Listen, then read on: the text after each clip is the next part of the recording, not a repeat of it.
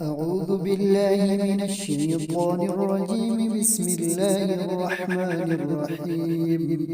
ألم تر كيف فعل ربك بأصحاب الفيل؟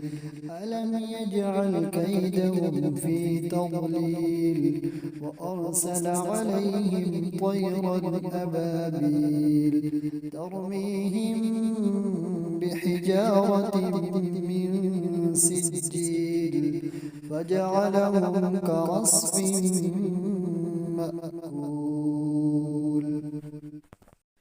بسم الله الرحمن الرحيم.